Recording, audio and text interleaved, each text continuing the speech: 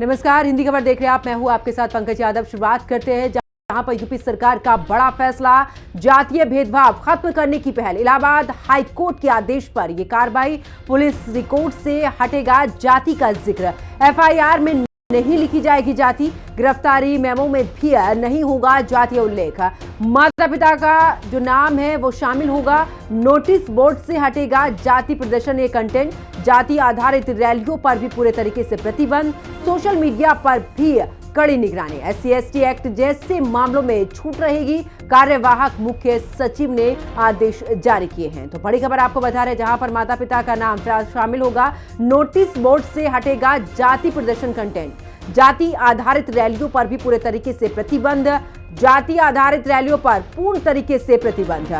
Social media पर भी कड़ी निगरानी। इतना ही नहीं, आपको बता दें कि SC/ST एक्ट जैसे मामलों में छूट रहेगी। इस वक्त की बड़ी खबर आपको बता रहे, कार्यवाहक मुख्य सचिव ने आदेश जारी कर दिए हैं, जहां पर यूपी सरकार का यह बड़ा फैसला। इस वक्त की बड़ी जानकारी हम आपको दे रहे हैं, जहां पर जातीय भेदभाव खत्म करने की पहल जो है वो की गई है। इलाहाबाद हाई कोर्ट के आदेश पर यह कार्रवाई। और आपको बता दें कि पुलिस रिकॉर्ड से हटेगा जाति का जिक्र, जहां पर FIR में नहीं लिखी जाएगी अब जाति। इतना ही नहीं, गिरफ्तारी मेमो में भी नहीं होगा जातीय उल्लेख। और अब चलिए आगे बात करते हैं, जहां पर प्रवक्ता कांग्रेस अंशु अवस्थी ने कहा है कि आज माननीय उच्च न्यायालय का जो निर्णय जाति को सार्वजनिक नहीं करने के क्रम में आया है, हम उसका स्वागत करते हैं। यह निर्णय सीधे योगी आदित्यनाथ जी की बीजेपी सरकार द्वारा सत्ता का दुरुपयोग कर समाज के अंदर भेदभाव करने की कोशिश पर भी सवाल खड़ा करता है।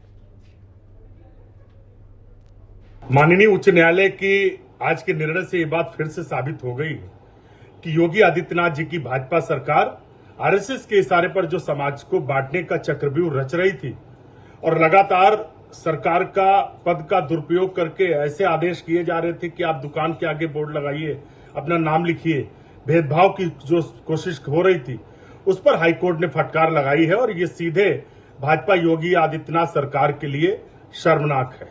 बार बार हाईकोर्ट की फटकार के बावजूद ना तो बीजेपी की जो नीयत है समाज को बांटने की वो बदल रही है, ना ही जो दलितों महिलाओं पर अत्याचार की जो मंशा है वो बदल रही है। भाजपा सरकार में सबसे ज्यादा दलितों और महिलाओं को निशाना बनाया गया।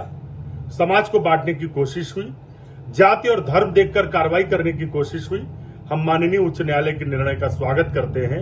भारतीय जनता पार्टी कम से कम भविष्य में माननीय उच्च न्यायालय के निर्णय से सीख ले और इस तरीके से समाज में जहर बोने की परंपरा को बंद करे।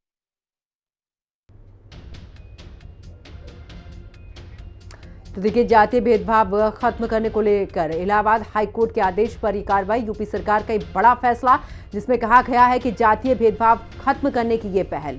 इतना नहीं, इलाहाबाद हाईकोर्ट के आदेश पर अब ये भी कहा गया है कि अब FIR में जाति जो है वो ऐड नहीं की जाएगी।